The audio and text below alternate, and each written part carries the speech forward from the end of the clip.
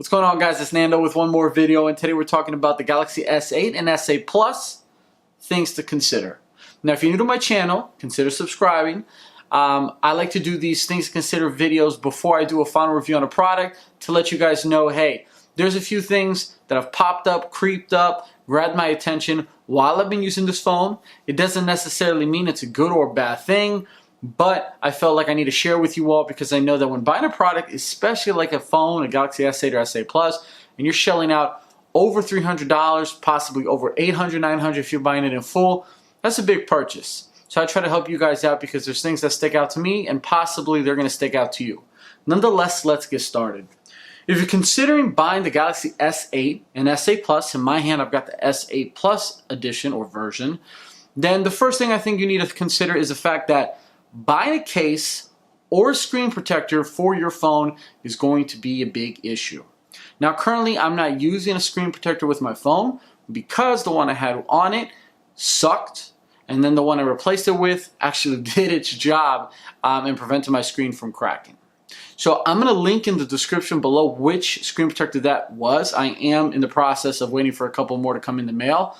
And what I have found is that looking for a tempered glass screen protector is so difficult. If you're like me and you get a phone and you slap on a case and a screen protector and you go on Amazon and you search and you look at those reviews, then you're going to notice that the Galaxy S8 and S8 Plus, when it comes to screen protectors, tempered glass screen protectors, it is so difficult to find something for them.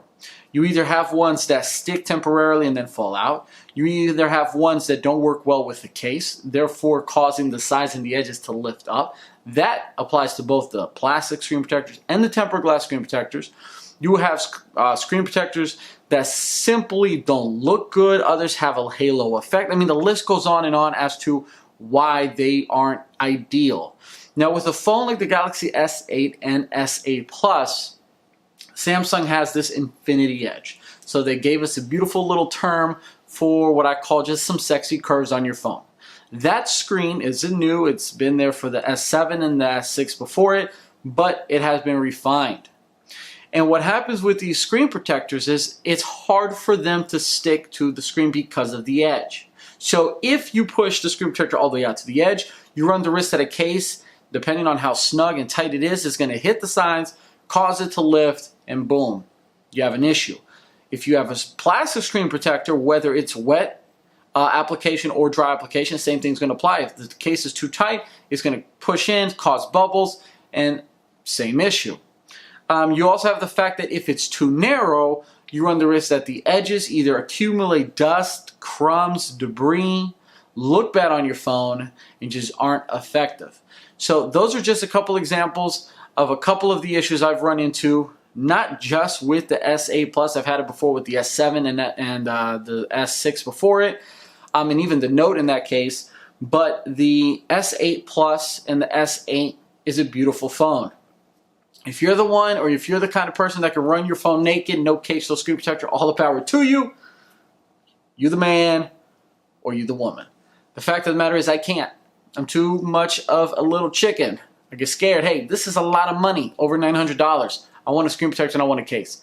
Finding a case for it hasn't been as difficult, but it's still been pretty difficult. Again, cases that I'm used to finding and buying for my iPhone 7 Plus or previous iPhones before it, or other Android phones that have just your typical generic body, they're not coming out for the Galaxy S8 and S8 Plus. Some of them are, others aren't. You're getting a lot of generic cases that don't look very good, that don't protect your phone very well. You have cases that don't do a very good job at causing enough lip so your phone can lay flat on the table, and that's the biggest issue that I found so far. Also, of course, that of whether or not it's going to play well with the case and the screen protector combination. In my hand, I've got these, I think it's the Spigen Neo Hybrid. So in my hand, I have the Spigen Neo Hybrid. I'll leave it in the description below so you guys can check that out on Amazon. This is probably the most popular case so far for the Galaxy S8 series. I've done an unboxing and first impressions on UAG Metropolis case, and I will be doing an unboxing and impressions on another UAG case, I think the Pathfinder. So if you haven't subscribed, subscribe so you can check those out as well, because in my opinion, Spigen and UAG are probably the best brands when it comes to phone cases. But guys, if you know you need a screen protector, you know you need a case, do your research. It's not easy. It's slim picking out there, and that is going to be an issue. The second thing that you guys need to consider if you're going to buy the Galaxy S8 and S8 Plus is the fact that Bixby isn't out yet. Now, hold on a minute. I know that you can swipe off to the left side of your phone, and I know that you can access that flipboard style Bixby, right? But the full Bixby, the one that we've seen the reviews on, the ones that we've read all this crap about, the Bixby with the voice assistant is not out yet. As of the recording of this video in early May, it is not out yet. Personally, I have not used Bixby at all yet, not even on my home screen, not on the left side of my home screen, not where Google Now would be if you're rocking a different Google launcher. The fact of the matter is I want to experience Bixby in its full potential. I want to experience Bixby like it was intended to be experienced and not half-baked. So if you're looking forward to using Bixby, you're probably going to have to wait another few weeks, possibly a couple months before Samsung releases it. And that is a bummer because Bixby does look like it has some things that are going to be pretty cool. Regardless of the matter, you need to have it in its full capacity to enjoy it, to experience it, to say it's good or bad. And right now, it's not even available for us to make that decision. So keep that in mind. Bixby is not completely out right now. Another thing that I've had issues with, and I shouldn't say issues, but a couple things that have come to my attention is the battery and battery life about the Galaxy S8 and S8 Plus.